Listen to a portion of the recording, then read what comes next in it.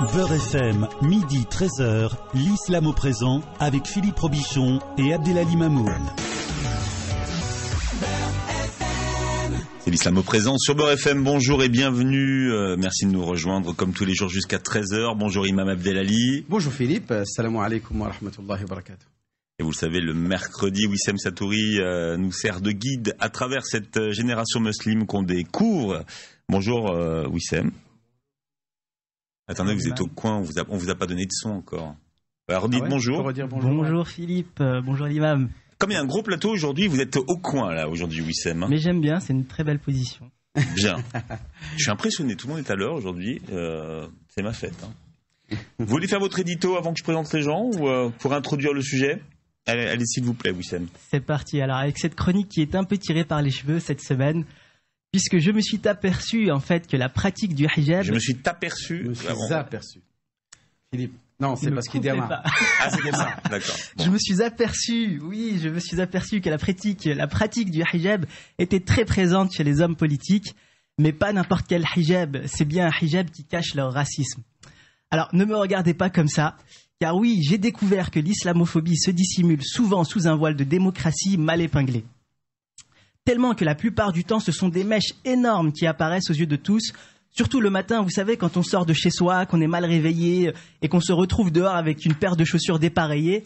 Bah là, c'est pareil. Quand on est un islamophobe et qu'on se lève le matin pour aller très tôt dans les matinales de RTL, par exemple, et qu'on essaie de bien mettre son voile républicain pour y aller, mais qu'on a oublié quelques épingles et que ce sont des grosses mèches comme des paquets de spaghettis qui apparaissent soudainement au vu de tous. Tel que Monsieur Tesson qui a déclaré, c'est pas les musulmans qui apportent la bip en France. Des déclarations qui apparaissent comme des grosses mèches de cheveux qui fuient de ces hijabs. Alors, Monsieur Tesson, cachez-moi ces pensées honteuses que nous nous saurions tolérer, mais il n'est pas le seul. Je crois que Elzaré du CCIF devrait offrir quelques tutos hijab à ces hommes politiques afin qu'ils apprennent à ne divulguer leur vraie nature que dans leur famille proche. Ça nous libérerait l'esprit puisque vous ne pensez pas que leur nudité, pour le coup, est une vraie fitna pour la société.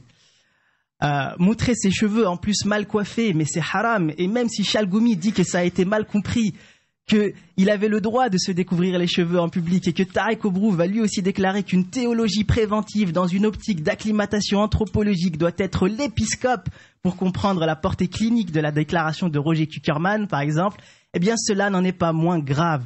Car Roger Kuckerman, qu'on devrait surnommer Kickerman pour qualifier ses soudaines volontés de kicker les musulmans sur Europe 1, a plus que dérapé il y a 2 semaines. Et je me demande pourquoi aucune plainte n'a encore été déposée contre ce monsieur. En plus, plus les politiques se dévoilent les cheveux, plus la société se déprave. À un moment donné, je crois qu'il faut le dire, un hijab est une obligation pour tous les politiciens. Car à défaut de changer leur mentalité, au moins qu'elle soit bien cachée. Sinon, l'amende risque d'être salée. Et pour un pain au chocolat, aujourd'hui, on peut écoper d'une grosse exclusion du show politique parce que sous Hollande, ça ne cause plus comme ça. Jeu de mots. L'islamophobie matinale, c'est de la Sarkozy, un symptôme bien connu du populisme d'extrême droite. La plupart de ceux qui portent bien leur hijab veulent faire quelque chose aujourd'hui pour changer l'islam. Le CFCM n'a pas marché, alors plutôt que de retourner à la case départ, on va faire case neuve. Avec un nouveau projet d'organe représentatif de l'islam de France, Cazeneuve a annoncé que les musulmans devaient être accueillis les bras grands ouverts et se sentir aimés par leur pays à Toulouse. En attendant, on attend de voir à quoi ressemblera ce nouveau monde. En tout cas, une chose est sûre, c'est qu'il ne faut plus que ça cause comme ça en France et que l'on trouve des solutions solides et complexes pour améliorer l'organisation des musulmans de France et pas des trucs rapides et mal fichus comme la déclaration d'Alain Jakubowicz à la télé récemment, surnommé désormais Jakubowicz, qui a réglé le radicalisme, c'est vite fait, bien fait, utiliser la violence pour fermer les mosquées salafis de France et ce sera réglé. C'est ce qu'il a déclaré sur iTélé il y a 1 semaine à peu près. D'ici là, j'espère qu'avec Yannis Ismail, par exemple, on trouvera des solutions pour régler ce problème de l'islamophobie en France et plus largement de l'organisation de la communauté musulmane. Alors, nos invités aujourd'hui, Sarah Maboub, qui est là, bonjour. On peut quand même applaudir et féliciter quand même On applaudit pas dans l'émission, mais on peut applaudir. J'ai trouvé que ça a été du bon boulot. Applaudir, je sais pas si on applaudit, c'est son travail, Imam Abdelali. Enfin, si vous voulez, allez-y, applaudissez-le. Ouais, j'applaudis alors. Voilà. J'ai des réserves, moi, sur votre chronique. On en reparlera tout à l'heure. Pourtant, je l'avais lu avant. Non, mais c'est la pertinence que j'ai appréciée. Mais c'est pertinent. Alors, Sarah Mahboub, qui est avec nous, membre du CRI. On rappelle ce que c'est que le CRI. Oui, c'est la coordination contre le racisme et l'islamophobie. Donc, le CRI, c'est une association qui a pour but de défendre toutes les discriminations, qu'elles soient envers les Noirs, des discriminations envers les gens pauvres, et bon, notamment aujourd'hui contre l'islamophobie, en fait. D'accord. Vous existez depuis 2008. D'accord. La différence avec le CCIF, par exemple, puisque c'est une question qui revient souvent. Une différence. Vous êtes complémentaires, vous vous inscrivez comment par rapport à leur démarche? En fait, c'est plutôt une différence au niveau de la vision politique, et on est très pédagogue, en fait. On essaye de véhiculer le vrai message de l'islam, par exemple en faisant des manifestations, par exemple en distribuant des roses le 8 mars pour véhiculer l'image de la femme. Qu'est-ce qu'on fait? On fait aussi, on est très présent au niveau juridique, en fait, pour défendre les musulmans qui. Vous êtes juriste, vous êtes juriste vous-même. Oui, c'est ça. Ouais, Wissem posait une question. Pourquoi, par exemple, il n'y a pas eu de plainte de déposer suite aux déclarations sur Europe 1 de Roger Kuckerman. On s'occupe déjà pour l'instant de Monsieur Tesson. Donc on a eu une audience mardi qui s'est plutôt bien passée au niveau civil. Donc la décision est attendue pour le 17 mars. Donc normalement on va voir. Et il est également. J'ai cru comprendre qu'il y avait un dépôt de plainte qui avait été fait à l'encontre de Roger Kuckerman. Pas du CRI. Par la LDJM. Il y a eu une LDJM, exactement. Une volonté de plainte ou une plainte. Exactement. Volonté de plainte. Alors, c'est Enis Chebboub que vous avez entendu. Bonjour. Bonjour. Bienvenue sur Beurre FM. Donc vous êtes président de l'association musulmane de Noisy-le-Grand. Oui. Vous êtes porte-parole pour la marche qui aura lieu donc samedi 14 mars, puisque vous appelez à une marche européenne. Porte-parole de l'UAM 93. Exactement. L'Union des associations musulmanes du département de la Seine-Saint-Denis. Exactement. Donc en fait, à l'échelle locale, je suis le président de l'association des musulmans de Noisy-le-Grand. Je suis membre de l'UM 93 et j'ai été désigné conjointement par l'UM 93 et le CRI qui ont appelé à une marche sur Paris le 14 mars, justement pour dénoncer, sensibiliser l'ensemble des Français sur ce mal qui commence à prendre de l'ampleur, qui s'appelle l'islamophobie. Avoir peur de l'islam, on ne peut pas le reprocher aux gens. Mais le fait qu'on alimente cette islamophobie et qui pousse les gens à passer à l'acte et à s'en prendre aux biens et aux personnes pour leur appartenance religieuse, c'est un délit. Malheureusement, c'est un délit, nous le considérons comme un délit, mais ce n'est pas reconnu comme un délit. Aujourd'hui, c'est ce qui se dit depuis déjà pas mal de temps, le fait d'être raciste et de passer à l'acte, ou d'être antisémite et de passer à l'acte, c'est puni par la loi. Mais aujourd'hui, le fait de s'en prendre aux musulmans pour leur appartenance religieuse, ce n'est pas un délit au même titre que le racisme ou l'antisémitisme. Ça devrait être normalement une circonstance aggravante. Exactement. Parce que vous avez d'abord l'agression en elle-même qui est une atteinte à l'intégrité physique ou morale de la personne qui est déjà un délit. La loi condamne effectivement toute forme d'agression, quelles que soient les motivations. Mais quand elle est motivée par une xénophobie, une haine de l'autre, de la race ou des convictions de l'autre, pour moi, ça devrait être considéré comme circonstance aggravante qui devrait aggraver la peine de délit. Exactement. Et le dernier invité, c'est Yanis Maïl. Bonjour. Bonjour. Vous êtes diplômé d'islamologie. Vous écrivez, vous faites des conférences et vous êtes partie des figures qui montent aujourd'hui dans l'islam de France. Alors on va voir ce que pensent les jeunes aujourd'hui de l'islamophobie. Aujourd'hui, c'est pas nouveau l'islamophobie, mais est-ce que vous avez l'impression qu'il y a eu un nouveau visage de l'islamophobie depuis le mois de janvier? Alors, depuis le mois de janvier, si vous voulez, c'est dans la continuation de ce qu'il y avait déjà avant. Il y a juste eu une aggravation en termes pratiques, c'est-à-dire du nombre d'agressions. On sait que selon les chiffres, il y a eu autant d'actes islamophobes que sur tous les actes islamophobes de l'année 2014. Dans le mois de janvier. Et il y a, exactement, donc il y a eu une libération à la fois de la parole et des actes islamophobes.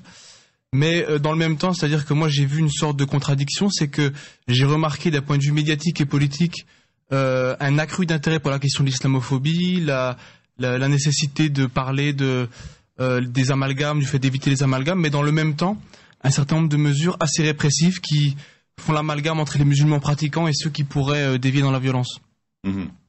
Le mot est employé, d'ailleurs, facilement aujourd'hui dans les médias. Ça a changé parce que le mot islamophobie n'était pas tellement employé dans tous les médias. Vous avez tout à fait raison. Mais il y a eu tout à un moment donné un certain nombre d'intellectuels qui contestaient le terme islamophobie, mais en fait pour mieux contester sa réalité, inventaient un certain nombre de théories complètement farfelues et superficielles, que ça serait un terme qui viendrait des mollahs d'Iran. Des universitaires ont démontré que c'était faux, et le terme islamophobie renvoie en fait à la question du racisme anti-musulman. Et aujourd'hui, même si effectivement le terme est beaucoup plus utilisé par des responsables politiques, jusqu'à François Hollande dernièrement, j'ai assisté hier en direct au discours de Manuel Valls à Strasbourg, et il a toujours refusé d'utiliser le terme. Non, parce qu'il y a effectivement l'idée de dire que quand on parle d'islamophobie, c'est-à-dire le fait de ne pas approuver ou d'avoir un sentiment, pourquoi pas même de rejet à l'égard d'une idéologie. Et ça, tout le monde a le droit de l'avoir. Effectivement, je peux rejeter l'idée chrétienne, juive, athée ou philosophique, marxiste, etc. Ça n'est pas une transgression de la loi. Mais que cette haine de cette pensée-là engendre des comportements, on va dire, délictueux, eh bien là, effectivement, là, on est dans la transgression de la loi, et nous on a décidé de l'appeler l'islamophobie.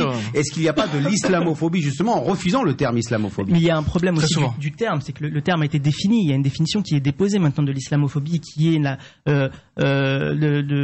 d'agir en fonction d'une appartenance présupposée à l'islam d'une personne pour la discriminer tout à fait. Donc là, la définition. Est-ce que cette définition-là, est-ce que la politique aujourd'hui la reconnaît? C'est ça qu'il faut poser aussi. Non, la définition qui est utilisée par les acteurs de la lutte contre l'islamophobie est très très simple, et c'est une définition minimale parce qu'après il y a toute une dimension idéologique qu'on pourrait aussi contester dans la question de l'islamophobie, mais la définition minimale sur laquelle il y a un accord global, c'est de dire que c'est l'ensemble des actes de discrimination, de violence physique ou verbale à l'encontre d'individus en raison de leur appartenance réelle ou supposée à l'islam. Et pourquoi on dit réelle ou supposée à l'islam? C'est parce que de nombreux individus qui ne sont pas musulmans sont aussi victimes d'islamophobie par projection. Ça a été le cas d'un Sikh assassiné aux États-Unis, ou c'est le cas par exemple de gens d'origine arabe ou turque, mais qui ont un rapport très distant avec la religion, qui par projection sont victimes d'islamophobie. Il y a une question qui revient. Alors, le fait d'avoir un Premier ministre qui refuse d'employer le mot, alors que le ministre de l'Intérieur maintenant l'emploie et que le président commence à y aller un petit peu dessus, est-ce qu'on peut dire qu'il y a une islamophobie d'État ou pas? Alors, cette islamophobie, je veux dire, c'est un constat, on le voit. Aujourd'hui, ne serait-ce que sur le traitement médiatique des délits, on voit qu'il y a un réel problème. Tout à l'heure, Yanis évoquait les chiffres de l'islamophobie depuis le mois de janvier. Sur le seul mois de janvier, on a explosé les compteurs de 2014. C'est alarmant, c'est grave. Mais pourtant, la sonnette d'alarme n'est pas... on n'en entend pas parler dans les médias. Aujourd'hui, le cas Sekni, dans la région lyonnaise, où il y a eu une rafle des 5 enfants parce qu'on supposait que les parents partaient pour la Syrie, et qu'après un mois, il est fallu, alors que le papa a été libéré après les 48 heures ou les 24 heures conventionnelles parce que le dossier était totalement vide, on leur a pas rendu leurs enfants. Donc aujourd'hui, pour supposition, pour doute, on a enlevé 5 enfants de leurs parents. Aujourd'hui, c'est un traumatisme. Les enfants ont été traumatisés, les parents ont été traumatisés, et toute la population musulmane en France a été traumatisée parce que finalement, aujourd'hui, nous sommes tous des potentiels msekni. Cette famille, elle a été impactée aujourd'hui, mais ça aurait pu être n'importe qui. Aujourd'hui, parce que tu portes la barbe, parce que tu portes le voile, parce que tu veux exercer dignement dans le respect de ta religion, mais aussi en respectant les gens, eh bien aujourd'hui, ton appartenance religieuse fait que tu es potentiellement un djihadiste. Et aujourd'hui, quand j'entends certains médias politiques vomir leur haine sur l'islam, eh bien finalement, ils sont en train de rendre... de dédramatiser en fait ou de démocratiser cette islamophobie. Aujourd'hui, quand on a un voisin qui va tuer son voisin de 17 coups de couteau au nombre de victimes de la tuerie du mois de janvier en disant « je suis Charlie » et en tuant quelqu'un mais qui lui a rien fait, juste pour son appartenance religieuse, parce qu'il s'appelle Mohamed, alors qu'ils se connaissaient. Ils se connaissaient bien, ils se fréquentaient, voilà. Aujourd'hui, personne n'en a parlé dans les médias. Qu'est-ce qui a fait que cette personne est morte de 17 coups de couteau? Parce qu'en face, une personne s'est sentie obligée de se venger. Voilà, de devoir venger. Et aujourd'hui, des cas comme ça, les chiffres le montrent, c'est en train de démocratiser. Aujourd'hui, le nombre de femmes. Mais on n'en entend pas parler dans les médias, d'où l'intérêt de tous ces sites, justement qui relaient un autre canal d'information pour montrer justement que ces actes existent, c'est quand même dramatique. Ce nombre de femmes... Aujourd'hui, on a des femmes qui, tout en allant faire leurs courses, en allant retirer de l'argent, ils se font arracher leur voile, elles sont en train de marcher librement, elles sont crachées dessus, insultées. C'est dramatique. Aujourd'hui, mais qu'est-ce qui a poussé ça? Le fait justement que la classe politique, les médias alimentent cette haine. Aujourd'hui, elle est décomplexée finalement. Exactement. Aujourd'hui, est-ce que ça a un sens de dire que les médias n'en parlent pas, puisque de toute façon, avec les médias, avec Internet, avec l'information essor de toute façon? Oui. Bien sûr. Ce qui pose la question, c'est qu'au bout d'un moment, les médias qui sont en périphérie vont obliger les autres médias à en parler. Aujourd'hui, ce qui fait l'actualité, ce qui fait l'opinion publique, c'est les médias. Plus on va parler d'une chose, plus les gens vont être convaincus d'une chose. Aujourd'hui, à force de parler de l'islam, de mettre sur la scène publique l'islam et les musulmans, fait qu'il y a encore quelques années, 3 Français sur 4 pensaient que l'islam était incompatible avec la République. Rappelez-vous, il y a moins d'1 an, un sondage avait été mené sur la compatibilité entre l'islam et la République. Moi, ça m'a choqué. Ça veut dire que 3 Français sur 4 sondés avaient une parfaite connaissance du droit français et de l'islam. Et ont jugé que les deux étaient incompatibles. Bien, vous pourrez intervenir dans le débat tout à l'heure au standard de l'islam au présent 01 53 48 3000 01 53 48 3000. Beurre FM, midi 13h, l'islam au présent avec Philippe Robichon et Abdelali Mamour. Tous les jours, de 20h à 21h30, les informés sur Beurre FM. On est dans un pays de lâches, dans un pays de racistes. Frondeurs, c'est peut-être excessif comme mot, je les appellerais plutôt les boudeurs. En fait, les propos qui seront poursuivis, les violences sont commises par les musulmans. Ensuite, il peut très bien dire que le matin, en se brossant les dents, il a dansé sur Chop. Le mec, on n'a même pas besoin de tacle, il se tacle tout seul, c'est un auto-tacle. Les informés, actu, débat et clash. Tu peux me citer une phrase maintenant, islamophobe, de la part de François Hollande? Faut arrêter de dire des contre-vérités. Il n'y a aucune cohérence dans ce que tu dis. Tu es pas crédible. T'es énervé. Mais c'était pas un gauchiste. C'est ça, justement. C'est parce qu'il est gauchiste. Les informés, présentés par Abdelkrim Branine, tous les jours, de 20h à 21h30, sur Beurre FM. Quand Norauto entend... Je sais pas vous, mais moi quand je dois changer mes pneus, alors là financièrement, ça tombe toujours mal. Norauto répond, on a tous droit à la sécurité. Norauto s'engage à vous garantir toute l'année les prix les plus bas sur tous les pneus, en magasin comme sur norauto.fr. Que ce soit Michelin, Bridgestone ou toutes les grandes marques, si vous trouvez moins cher, Norauto vous rembourse la différence. Norauto. Modalité en magasin et sur norauto.fr. Regarde, il est pas mal, non? Ah ouais, il est beau comme ça, luisant au soleil. Musclé, mais pas trop. Il fait son petit effet. Il paraît que si tu l'essayes, t'as une chance de le gagner. Quoi? Attends, tu parles de quoi? Du nouveau Ford EcoSport garé là-bas. Pendant tout le mois de mars, il est à partir de 14 990 €, avec un crédit exceptionnel. Et si tu l'essaies chez Ford, t'as carrément une chance de le gagner. Tu parlais de quoi, toi? Du beau brun à côté. Ah, lui? Pas sûr que tu puisses le gagner en l'essayant. Voir conditions et règlements sur Ford.fr, les filles. Portes ouvertes les 14 et 15, selon autorisation. Quand on sait que vos yeux font plus de 100 000 mouvements par jour, soit plus de 36 millions par an, imaginez la fatigue au bout de 56 ans. C'est pourquoi, chez Grand Optical, nous avons créé la première offre qui grandit avec l'âge de vos yeux. Jusqu'au 20 avril, avec l'offre pourcentage, à 56 ans, vous avez 56% de réduction sur votre monture. Grand Optical, rien n'est trop grand pour vous. Conditions magasin, dispositif médical CE, demandez conseil à votre opticien. J'adore! C'est l'anniversaire Centracor. Et c'est de la folie. 5 Renault Clio. 5 Renault Clio.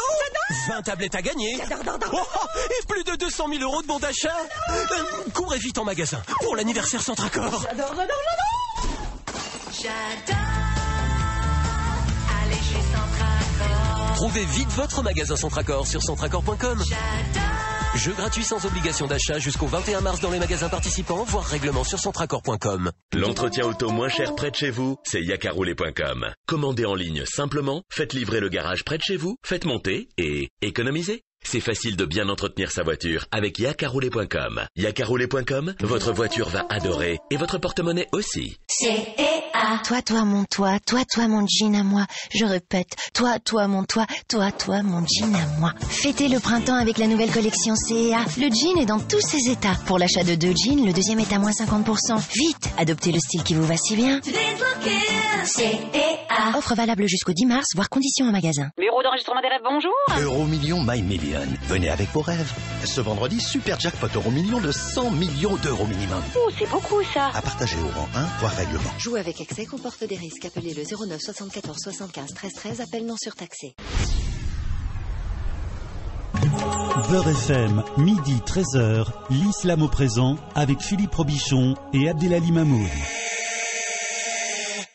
Nous parlons de l'islamophobie et de sa nouvelle forme aujourd'hui en France et Imam Abdelali à l'occasion d'une marche qui est organisée donc le 14 mars prochain, donc c'est une grande marche européenne. Donc, c'est à 14h30, je crois, à la place de la République. Alors, c'est ça? Voilà, donc en fait, ce sera le 14 mars. Donc il y a donc les formalités administratives qui sont en cours. Et donc bien sûr, vous pourrez suivre toutes les infos sur le site de l'UAM93.com. Donc voilà, à partir de 14h30 sur Paris, avec tous les détails donc sur le site. Et c'est très important finalement de prendre part à cette marche. Elle est bien sûr ouverte aux musulmans, mais également aux non-musulmans, de manière à ce que l'ensemble des personnes qui veulent agir justement pour contrer cette islamophobie puissent déjà s'arrêter, et que la classe politique, les pouvoirs publics et les médias puissent prendre conscience de leur rôle sur l'alimentation de cette islamophobie, et qu'aujourd'hui, malheureusement, l'islamophobie tue et fait des victimes. Alors, pour ce qui est du lieu de la manifestation, il n'est pas encore défini. Donc, place de la République, c'est pas encore sûr, puisqu'il y a une autre manifestation ce jour-là, si j'ai bien compris. Exactement. Donc, on va être obligé peut-être d'annoncer que le départ de la manifestation se fera d'un autre endroit. Voilà. Donc, vous attendez justement la réponse de la préfecture pour avoir le tronçon de la manifestation. Dès qu'on a l'info, on la diffuse. Exactement. Donc vous pourrez, elle sera diffusée sur Beurre FM avec votre gentillesse, mais également sur Facebook, sur le site du CRI, de l'UM93.com, pour toutes les informations. J'ai une question pour Yanis. Toi qui représente un peu cette nouvelle islam de France des prochaines générations, on a passé notre temps depuis les années 80, la marche des beurs, à faire des manifestations, ça n'a abouti à rien. Il faut le dire, 40 ans plus tard, ça n'a donné rien. Quels sont les moyens de vraiment de changer la société? C'est classique comme moyen d'expression, la manif, finalement. Ça fait 40 ans. Les complémentaires, ça ne veut pas dire que ça n'a pas été, ça n'a servi à rien. Ça a servi, mais c'est en complément d'autres actions. On ne peut pas dire qu'elle se suffit d'elle-même, bien sûr. Je pense que Yanis... Non, ce que je pense à ce niveau-là, c'est effectivement que toute forme d'action, aussi minime soit-elle, peut être une contribution, et la somme des petites actions pourra être à un moment donné une contribution considérable. Et à ce niveau-là, effectivement, le moyen de la manifestation reste, il a toujours existé, mais il y a d'autres moyens. Le travail de sensibilisation, le travail d'éducation à la fois collectif comme individuel, et le travail de lobbying, le travail d'influence, le travail au niveau politique, au niveau citoyen. Je pense que toutes les démarches sont complémentaires, et par exemple, quand il s'agit de l'islamophobie, il y a la question, par exemple, de la présence médiatique, la question de l'engagement politique, la question... Quand tu parles du lobbying, c'est l'engagement politique, il faut plus de musulmans en politique? Alors, moi, quand je parle de lobbying, c'est beaucoup plus que ça. Je vois un certain nombre d'organisations avec qui je peux être en contact qui, à un moment donné, essayent par un certain travail de réseau, au niveau, par exemple, des institutions européennes, de pouvoir avoir une influence positive sur ces questions au niveau des décideurs politiques. Le FEMISO, par exemple, le Forum européen des organisations de jeunes musulmans, oui, qui intervient. Ah, je connaissais pas ça. Tu peux répéter? C'est le Forum européen des organisations. On en a parlé la semaine dernière. Donc, le FEMISO dont je suis un des représentants et dont j'ai participé aussi avec Farid Abdelkrim notamment, qui faisait aussi partie du FEMISO. Donc le FEMISO par exemple travaille sur un point qui est intéressant et qui doit tous nous concerner, c'est qu'aujourd'hui l'islamophobie n'est pas simplement une question française. À l'heure de la globalisation et particulièrement dans le cadre de l'Union européenne, comprendre que l'islamophobie est une problématique européenne. On a vu le mouvement Pegida en Allemagne, et ce que fait FEMISO est une chose sur laquelle on devrait méditer, c'est-à-dire d'européaniser notre discours sur l'islamophobie, notre action sur l'islamophobie. Parce qu'il faut savoir que les partis populistes, du Front National au parti de Geert Wilders aux Pays-Bas, tentent de s'allier pour essayer de cristalliser la haine du musulman dans la reconstruction d'une identité et d'un projet politique européen. Et justement, nous, pour lutter contre ce phénomène, il faudrait essayer de globaliser notre lutte contre l'islamophobie en coordonnant le travail des différentes organisations à travers l'Europe. Moi, j'aimerais savoir justement comment on combat l'islamophobie. Vous parlez par exemple des médias. Donc aujourd'hui, comment est-ce que concrètement on peut changer la façon dont les médias ne parlent pas de l'islamophobie déjà? Comment faire pour qu'ils en parlent? Et quand je parle des médias, c'est on part du principe qu'une information existe à partir du moment où elle est au JT de 20h de France 2 ou de TF1. Exactement. Aujourd'hui, si jamais aujourd'hui des actions quand elles sont minimes, c'est des faits divers, on peut en faire une. J'ai un exemple. Le sang, c'est le sang. Le meurtre, c'est le meurtre. Et la valeur de la vie humaine, c'est la même. Aujourd'hui, quand on a un travailleur qui s'appelle Saïd Bourarache, qui se fait tuer par 4 personnes, il s'avère que ces 4 personnes sont de confession juive et même certaines membres de la LDJ et du Bétar. Et que l'information ne sort pas dans les médias, eh bien, c'est dramatique. En termes de traitement médiatique, c'est un flop, cette information. Alors, explique-moi pourquoi l'information ne sort pas. Mais nous ne sommes pas les médias. Si vous regardez dans les médias de l'UM93 qui a relayé, qui a accompagné également la famille, mais également tous les autres médias comme Islam et Info, pour ne citer que, l'information transitait dans les médias, mais pas au niveau des grands médias locaux comme vous avez dit France 2, BFM, iTélé, etc. Est-ce que c'est pas aussi ça, c'est dramatique. Un problème interne à la communauté musulmane qui est très mal organisée, qui est totalement désintéressée de l'intérêt collectif. Il y a beaucoup d'individualisme, d'égocentrisme. Aujourd'hui, c'est pas un peu ça aussi le vrai problème? Moi, je pense que c'est les médias qui font pas leur boulot. Les médias font pas leur boulot. Mais peut-être qu'on n'est pas là pour leur demander de le faire aussi. Des fois, une joggeuse perdue dans la Creuse, on en parle au JT de TF1. Exactement. C'est dramatique. Parce qu'elle a disparu, pas parce qu'elle est morte. Parce qu'elle a couru peut-être un peu trop longtemps. Donc, on condamne, je veux dire, c'est malheureux, il n'y a pas de problème à ce niveau-là. On est d'accord, on n'est pas là pour comparer la joggeuse et les autres. Exactement. Maintenant, on veut savoir comment, concrètement, quels sont les moyens qui peuvent être mis en place pour que cette information soit reprise par les journaux. Comment est-ce qu'être créatif et les obliger? Déjà, donc, avant de répondre à la question concrète, ce que je voudrais dire, c'est que un des vrais problèmes, c'est qu'aujourd'hui, il y a une hypertrophisation du fait divers musulman. C'est-à-dire qu'un fait divers qui devrait rester dans la rubrique fait divers d'un journal local devient très régulièrement une polémique nationale. Et on essaye d'alimenter toute histoire autour de l'islam sous l'angle négatif. Donc déjà, il serait intéressant que les médias parlent de l'islam plus positivement. L'autre point, je vois par exemple aujourd'hui la force d'Internet et des réseaux sociaux. Combien de fois, par la mobilisation des musulmans comme de non-musulmans sur des questions qui étaient liées à l'islam ou à l'islamophobie, on a pu influer sur le discours dominant médiatique. C'est arrivé à plusieurs reprises. Donc par exemple, user de la force des réseaux sociaux, d'Internet, je pense parce que nous, ça, c'est ce qu'on apprend. Enfin, je veux dire, dans les écoles de journalistes, le rédacteur en chef, il regarde qu'est-ce qui buzz sur les réseaux sociaux. Exactement. Et il est obligé. Exactement. Mais c'est de la stratégie, hein, simplement. C'est de dire, voilà, ça fait 2 millions, 3 millions de vues ou de likes. Il faudrait inverser la tendance. C'est-à-dire qu'aujourd'hui, beaucoup de médias utilisent l'islam en parlant sous un angle négatif pour faire du buzz et parfois pour faire de l'argent. Alors, il faudrait inverser la tendance, que le buzz devienne la lutte contre l'islamophobie. Exactement, et que les personnes qui sont censées représenter l'islam et les musulmans en France puissent réellement agir au nom de l'islam et des musulmans en France en dénonçant ce genre de choses. Aujourd'hui, c'est pas normal de voir des personnes sur des plateaux télé censées représenter l'islam et les musulmans et finalement ils dénoncent pas ce genre de choses. Pour que ça arrive justement dans les chaînes des médias, faut que lorsque ces personnes-là sont invitées par les médias, puissent le dénoncer. Aujourd'hui, est-ce que c'est pas une islamophobie latente que de mettre en avant ces gens-là pour dévaloriser ou plutôt ou banaliser? Je rejoins totalement. Pose la question de finalement cette personne en allant sur le plateau télé et en vomissant lui-même sa haine sur l'islam et les musulmans, mais ça sert à qui? Et finalement, il alimente lui-même l'islamophobie du fait de sa prestance, du fait de son dialogue, de son discours. Finalement, il rajoute Moi, j'ai entendu une fois un recteur de la mosquée de Paris dire la violence est intrinsèque à l'islam. D'accord, mais est-ce qu'aujourd'hui c'est pas de l'islamophie interne on dénie aux musulmans le droit à une représentativité légitime, et ça c'est une forme d'insulte à la communauté musulmane. D'accord, mais aujourd'hui ce qui a changé depuis le mois de janvier, c'est que les représentants musulmans qui accèdent aux médias sont plus nombreux, mais eux-mêmes, les nouveaux, ne dénoncent pas cette islamophobie dans les médias.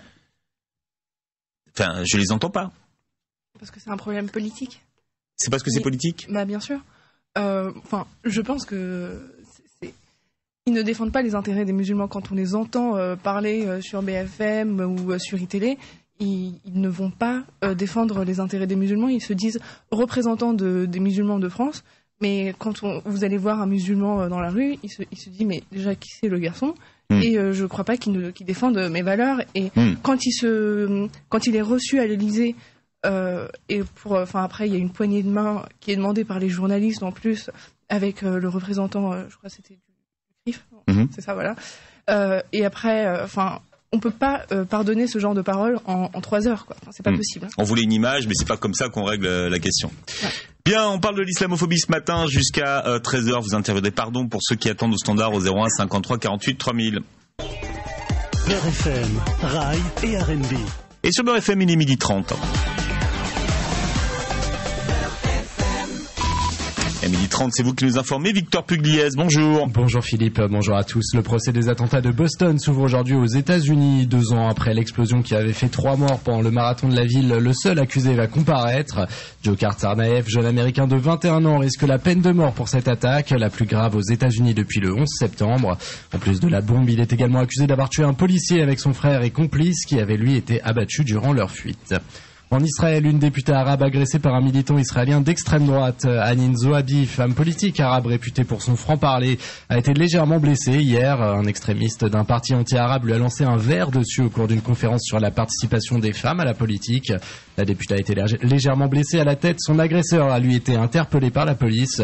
Baruch Marzel, militant ultra-sioniste, s'est réjoui de l'attaque sur Internet, revendiquant en être à l'origine. 33 ans après, 3 suspects auraient été identifiés dans l'attentat de la rue des Rosiers. Le 9 août 1982, une fusillade dans le restaurant Joe Goldenberg à Paris avait fait 6 morts sans que l'on puisse retrouver les coupables. D'après une information RTL ce matin, le juge antiterroriste Marc Trévidic aurait délivré 3 mandats d'arrêt internationaux il y a quelques jours. Les suspects vivraient maintenant séparément en Norvège, Palestine et Jordanie avec leurs familles. Il s'agirait de membres du groupe Abu Nidal qui avait multiplié les attentats au début des années 80. En Tunisie, 2 terroristes tués par l'armée hier soir. Les 2 hommes ont été abattus par une unité spéciale des militaires tunisiens dans la région montagneuse de Kasserine. Il s'agit de l'aboutissement de larges opérations de ratissage menées depuis 3 jours. D'après les autorités tunisiennes, aucun militaire n'aurait été blessé durant l'intervention. Enfin, on termine avec du football. Saint-Etienne passe l'écart dans la douleur. Les Verts sont allés chercher la qualification au tir au but face à l'US Boulogne hier soir en Coupe de France. Le match s'est terminé sur le score d'1-1 après l'ouverture du score sur pénalty des nordistes et l'égalisation de Cornier à la toute dernière minute. Les Stéphanois poursuivent donc leur parcours et pourront tenter d'aller chercher une 7e Coupe de France. Ce soir, le PSG reçoit Monaco au Parc des Princes. Des Parisiens toujours privés de Mota, Kaba et Lucas ou encore Zlatan Ibrahimovic. Côté monégasque, cascade de forfait en défense. Ricardo Carvalho, Wallace ou encore Radji seront forfaits. Jérémy Toulalon devra donc se dépanner une nouvelle fois en défense. PSG Monaco, coup d'envoi à 21h. Merci Victor, vous revenez tout à l'heure à 13h30 pour d'autres informations. Beurre FM, midi 13h, l'islam au présent avec Philippe Robichon et Abdelali Mamoud. Tous les soirs, de 22h à minuit, confiez vos problèmes à Vanessa. Vos secrets, témoignages, coups de blues ou coups de cœur. La parole est libre. C'est Confidence, tous les soirs, de 22h à minuit, avec Vanessa, sur Beurre FM. C'est le meilleur de Leclerc. C'est les best-of Leclerc. Ohé tout le monde, écoutez ça. Chez Leclerc, pendant 5 jours, c'est des remises immédiates, de la gratuité, du ticket Leclerc sur de nombreux produits. Des prix imbattables sur des grandes marques de l'alimentaire, du multimédia en passant par tout le reste. Oh, le pouvoir d'achat reprend le dessus chez Leclerc.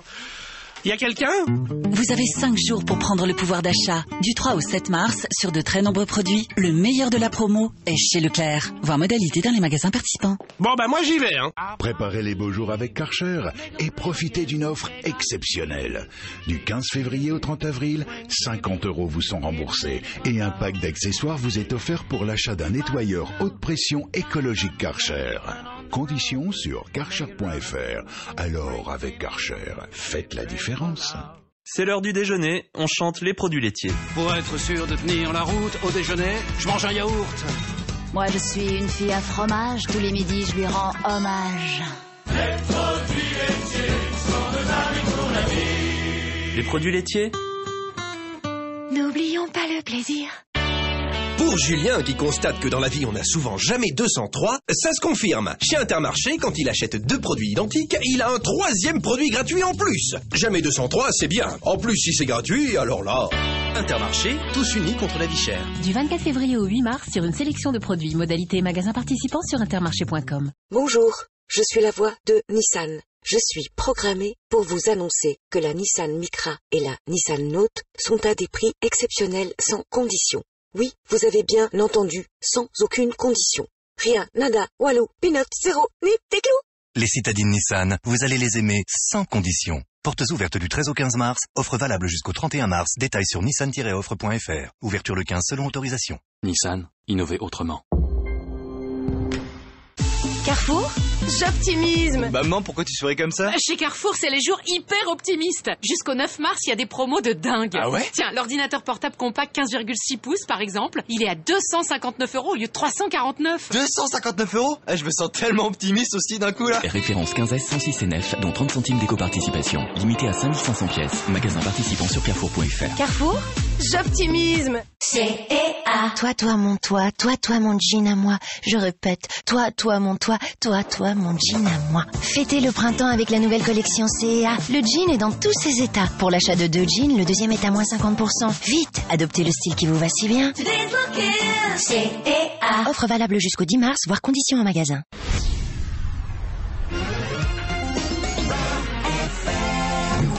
Beurre FM 01 53 48 3000, le standard de l'islam au présent vous est ouvert. Et avec nous, Imam Abdelali, sur ce plateau, en plus de Wissem Satouri, il y a Sarah Mahboub, qui est membre de la coordination contre le racisme et l'islamophobie, le CRI. Nous avons Enis Cheboub qui est là avec nous, et puis Yanis Maïl, qui est également membre du CRI et qui... Non ? Vous n'êtes pas membre du CRI? Ah bon, sur ma fiche, on m'avait dit que vous étiez membre du CRI, mais en tout cas, vous faites partie de cette nouvelle génération des islamologues dont on entend beaucoup parler. C'est Wissem qu'il faudra tirer les oreilles. 01 53 48 3000. Karim est avec nous. Bienvenue, Karim. Allô? Oui, on vous écoute, Karim. Bonjour à tous. Donc moi, je me présente. Je m'appelle Karim, j'ai 59 ans. Je suis né en France, dans les Hauts-de-Seine. Je ne remercierai jamais assez la France de m'avoir élevé, de m'avoir vacciné quand j'étais petit, d'avoir fait de moi un étudiant, un diplômé, un cadre supérieur, de m'avoir permis de m'évanouir, de m'épanouir, pardon. Oui. Évanouissez-vous après l'émission. Oui. Par contre, depuis une dizaine d'années, je me sens plus français. J'ai toujours cru que je mourrais, que je serais enterré en France, parce que j'ai toujours considéré que c'était ma patrie, que j'en avais pas d'autre. Et depuis 10 ans, je sais que je ne suis plus français. Je sais que je ne mourrai pas en France et que je ne serai pas enterré en France et que je ferai tout pour que mes enfants rentrent aussi en Algérie parce que notre place n'est plus ici pour la bonne et simple raison, c'est que une autre communauté a décidé de nous évincer de France. Il faut appeler un chat un chat. Il n'y a pas d'autre terme. Nous sommes à peu près le seul pays d'Europe où il est interdit d'être palestinien, par exemple. Justement, ce chat, c'est qui? C'est le seul pays d'Europe où un livre tous les mois sort sur l'islam. Comme entre 30 et 40, il y avait des Maurras, il y avait des Céline, il y avait des tas de gens qui sortaient des livres sur les juifs. Maintenant, c'est des livres sur les musulmans. Et c'est la seule communauté à qui on impose 2 critères. Soit, quand on veut se défendre, on nous dit « mais vous n'allez pas nous imposer la charia, on dit ce qu'on veut ». Et quand on veut pratiquer notre religion, on nous impose la laïcité. On vit comme de véritables bêtes traquées. Je veux dire, tout à l'heure, quelqu'un parlait de l'islamophobie. Comment voulez-vous combattre l'islamophobie quand sur tous les tons on vous dit l'islamophobie, monsieur ou madame, est une opinion. On ne combat pas les opinions. Les gens ont le droit d'être islamophobes. Les gens viennent à la télé et vous disent je suis islamophobe et je le revendique et j'en suis fier. Parce que c'est un droit. On ne combat pas un droit. Soit l'islamophobie est un délit comme l'antisémitisme, et là, oui, on peut lutter. Parce qu'on dira, monsieur, vous enfreignez la loi. Mais vous ne pouvez pas dire à quelqu'un qui vous dit que l'islamophobie est une opinion, et lui dire, c'est une opinion légale, mais moi je vous interdis de parler. C'est pas possible. Alors Karim, beaucoup de gens veulent vous répondre sur le plateau. Sarah? Oui, alors donc je comprends très bien le sentiment de ce monsieur. parce que effectivement, il y a le CNCDH, qui est la Commission nationale consultative des droits de l'homme. Elle a remis un rapport à Monsieur Valls, qui était Premier ministre, qui était déjà Premier ministre, et ce rapport traitait déjà de l'islamophobie. Donc il y avait notamment 2 points qui étaient traités, qui disaient que l'islam est la religion qui dérange le plus les Français qui étaient interrogés. Et la seconde chose, c'est que les actes islamophobes étaient en progression de 11,33 points, tandis que, par exemple, les actes antisémites, je pense qu'il faisait référence à ce chat, justement, et étaient en baisse de 31,22 points. Donc, si la réussite de la baisse des actes antisémites est la réussite du gouvernement, pourquoi le gouvernement ne réussit pas à faire ce qu'il fait contre l'antisémitisme, à relater ça contre l'islamophobie. La semaine dernière, le ministre de l'Intérieur a déclaré que chaque acte devait être signalé, acte islamophobe, et donc les préfets devaient être saisis. Signalés, mais pas poursuivis. Les procureurs. Et les procureurs, oui, ensuite. Les préfets devaient saisir les procureurs. Oui, mais ça ne veut pas dire être poursuivi, poursuivi devant la justice. On peut classer l'enquête, saisir le procureur. Le procureur dit, c'est classé. Donc vous voulez que le ministre aille plus loin? Ah bien sûr, il faut qu'ils prennent leur responsabilité. Ah bah oui. Pas simplement systématiquement. Non, pas systématiquement, mais il y a vraiment un acte islamophobe qui a été constaté, il faut qu'il soit retenu par le procureur et par les juges. Et le côté islamophobe doit être une circonstance aggravante, parce qu'aujourd'hui, lorsqu'une personne se fait arracher, violenter, etc., c'est un délit. Donc ça doit être puni.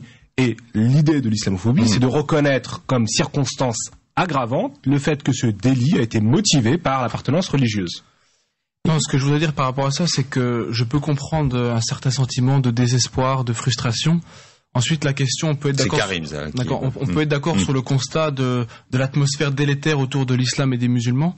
Mais à un moment donné, il faut aussi réfléchir à notre responsabilité quant à la réponse face à cette réalité. Est-ce que c'est une fuite en avant en faisant nos bagages? Ou alors est-ce que c'est, en tant que citoyen français engagé, à un moment donné, essayer d'être des agents de pacification et de justice, et rappeler que quand on se bat contre l'islamophobie, ce n'est pas simplement dans l'intérêt de la communauté musulmane, mais c'est dans l'intérêt de la France, car quand on touche à un musulman, on touche à la République. Exactement. Et c'est catastrophique parce que moi, pendant 2 ans, j'ai été un des représentants de la France à la conférence internationale du multiculturalisme à Caux en Suisse. J'ai rencontré des personnes de 200, je crois qu'il y avait des nationalités, il y avait énormément de nationalités. Et la seule chose qu'ils nous disaient en France, mais mes pauvres, on était principalement des musulmans qui étaient venus, mes pauvres, ce que vous subissez, personne ne le subit aujourd'hui dans le monde, comme racisme. Et on ne comprend pas. Des Suisses qui me disaient ça, des Norvégiens, des Suédois, on ne comprend pas ce qui se passe en France. Et il y avait cette dame d'Afrique du Sud qui me disait, mais je comprends pas comment toi tu peux subir du racisme parce que tu es blanc. Je ne comprends pas. Et elle était c'était dans un workshop, elle était complètement hors d'elle. Elle me dit, mais t'es blanc.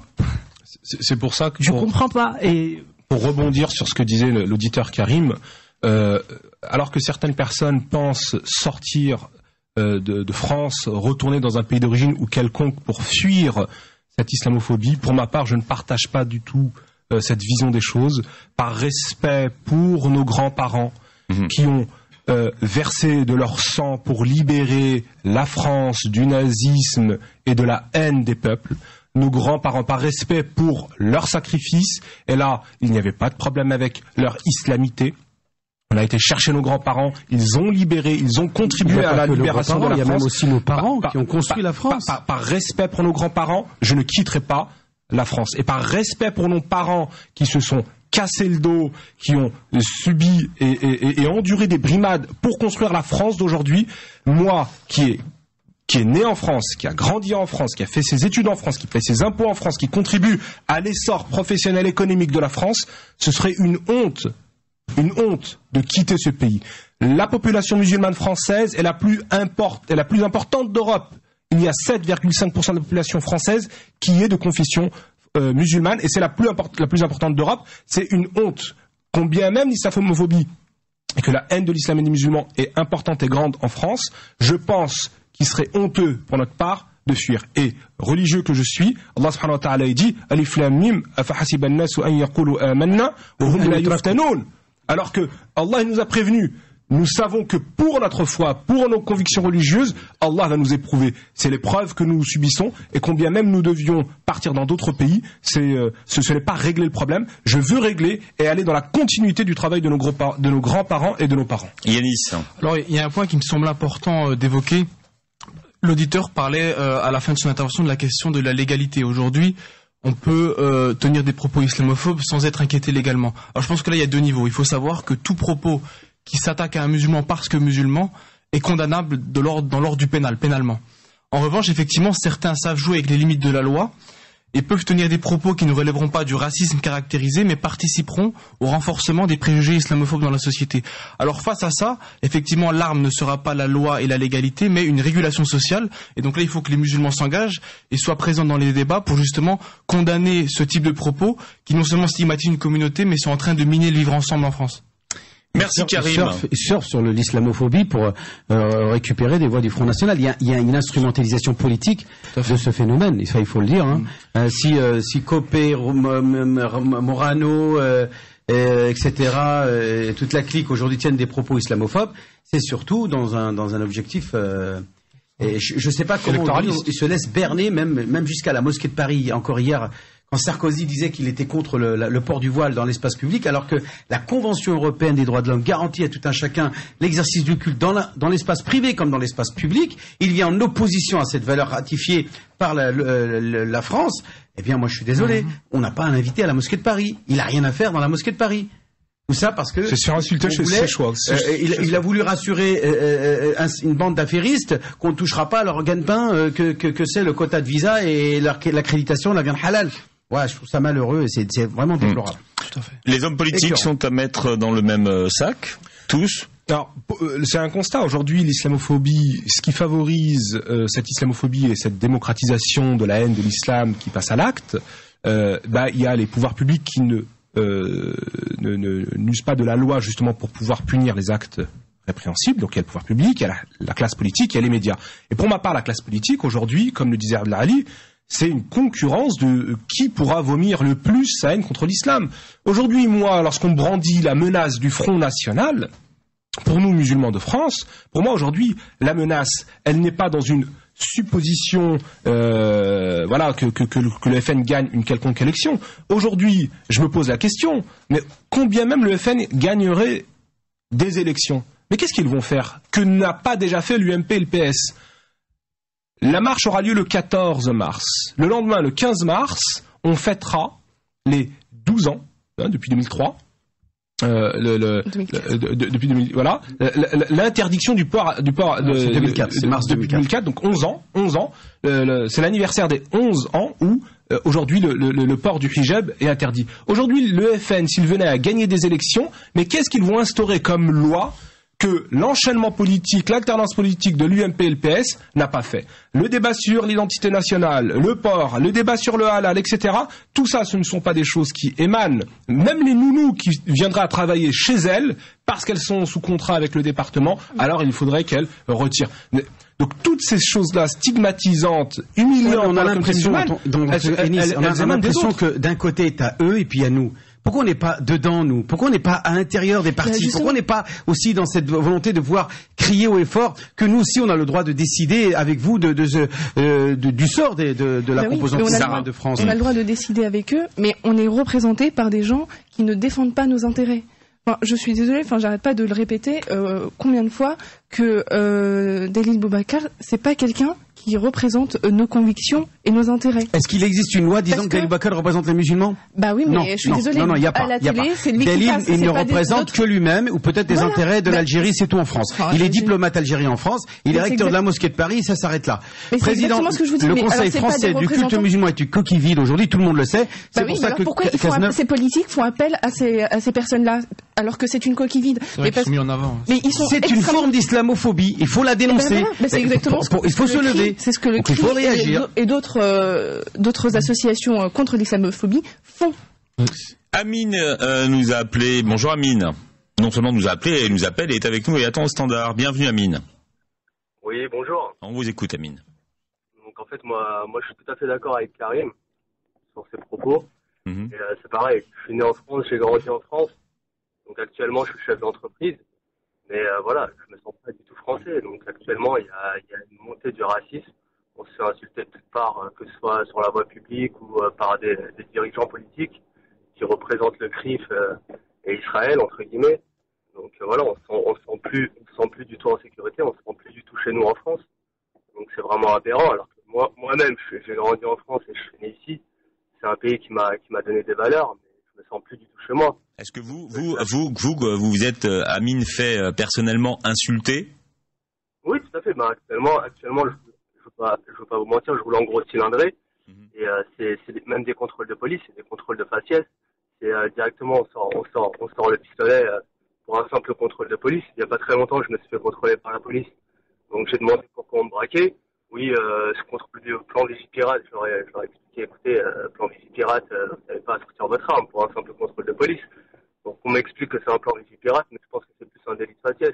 Donc actuellement, il y a une montée du racisme, que ce soit dans les services. Quel rapport avec le CRIF et les Juifs dans l'histoire? Parce qu'on mélange un peu tout et n'importe quoi.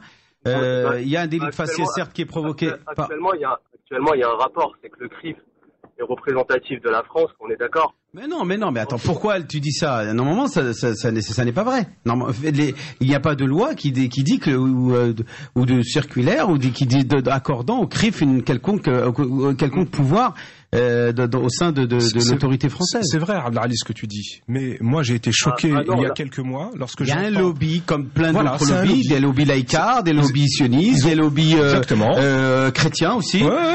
Et pourquoi il n'y aurait pas de lobby musulman? Mais aujourd'hui, pourquoi on n'est pas là? Aujourd'hui, les gens, lorsqu'ils voient notamment le travail de l'UAM l'UAM 93, qui essaye de favoriser le dialogue entre les associations locales qui visent à doter la population musulmane de locaux adaptés pour exercer leur culte, donc des mosquées.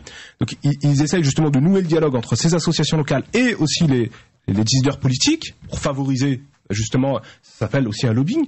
Et malheureusement, les gens décrivent ce lobby de notamment l'UAM 93, alors que ce lobby il existe. Par le CRIF, par excellent, moi je dis. C'est l'exemple des musulmans de France.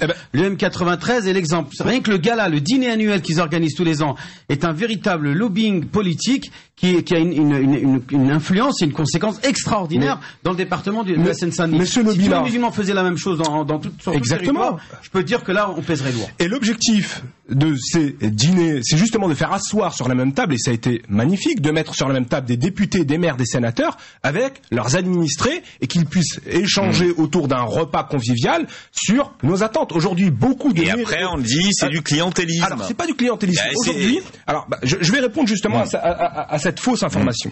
Aujourd'hui, lorsqu'on a des lobbies pharmaceutiques, de vente d'alcool, etc., eux, on les décrit pas comme des lobbies. Aujourd'hui, l'alcool tue, mais ils n'arrivent pas, les pouvoirs publics, politiques, à l'Assemblée nationale, pour essayer de descendre la consommation d'alcool, non pas à 0,8, mais à 0. Parce qu'on sait très bien qu'une personne qui prend un verre, ça va le tenter pour le deuxième, le troisième, le quatrième. Donc aujourd'hui... Là, il est à 0,2, là. Donc aujourd'hui, il faut, moi pour ma part, c'est parce que je suis musulman, mais je considère que si jamais on veut éradiquer les violences routières, notamment dues à la consommation d'alcool, il faut pas réduire à 0,8, à 0,2, à 0,1, puisque de toute façon, un verre amène le deuxième, amène le troisième, et du coup, on se retrouve avec des chauffards. Pour moi, ça doit être baissé à 0. Celui qui conduit, il ne boit pas du tout le copain d'information, mais les lobbying, ils ne laissent pas ce genre d'information passer pour la simple et bonne raison qu'il y a un lobby lié à l'industrie d'alcool qui pèse lourd dans l'Assemblée nationale. Et exactement la même chose. Donc l'UM 93 fait un travail de lobbying, mais pour favoriser le mieux vivre ensemble. Et donc voilà, c'est honorable.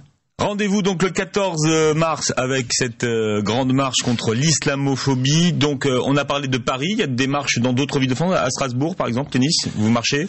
Alors à Strasbourg, je ne sais pas s'il y a... Je sais qu'il y en a une à Metz, à Belfort, dans la région de l'Est. Voilà, donc le 14 mars. Pour ceux qui nous écoutent et qui veulent avoir des informations... une mobilisation générale de toute la composante musulmane de France. Et même de ceux qui sont pour le respect des droits de l'homme, pour le respect. Ce qui est bien, c'est que ce soit ouvert à tout le monde. Voilà, écoute, tout le monde, tous ceux qui sont sensibles à l'injustice, au racisme, à la xénophobie, il faut une mobilisation générale. J'en appelle à tous ceux qui sont. La réussite de la marche, ça sera aussi ça. Ça sera tous ceux qui se sentiront concernés par cette cause. Lutter contre l'islamophobie, c'est faire œuvre de salubrité publique. Exactement, c'est favoriser. Les musulmans, les juifs, les chrétiens, les athées veulent vivre en paix dans cette république. Et aujourd'hui, il y a une gangrène qui plombe le bon vivre, le vivre ensemble. C'est pousser les citoyens les uns contre les autres. Voilà, et c'est ça, pour ça qu'il faut c'est pas les citoyens. Il faut chacun défend sa chapelle, c'est normal. Exactement. Et il faut dire, nous, qu'est-ce qu'on fait? On fait rien. Donc arrêtons de critiquer les autres qui font le travail qu'ils ont à faire pour leur communauté, c'est normal. La date, c'est le 14 mars, donc on vous donnera toutes les informations à Paris. Pour IM93.com. On peut rappeler aussi que Yanis est en train d'écrire un livre qui va bientôt sortir. Voilà. Mais bientôt sortir, ça n'est pas une date. Surprise. Ah, c'est une surprise. C'est du teasing que vous faites. Vous revenez la semaine prochaine, Wissem, et on vous retrouvera demain entre midi et 13h. On parlera des femmes demain, puisque c'est bientôt la journée internationale de la femme. Tout à fait, c'est ce week-end, je crois. C'est ce week-end, voilà, c'est le 8 mars. Merci d'avoir été avec nous. Très belle journée sur Beurre FM. Beurre FM, midi 13h, l'islam au présent avec Philippe Robichon et Abdelali Mamoun.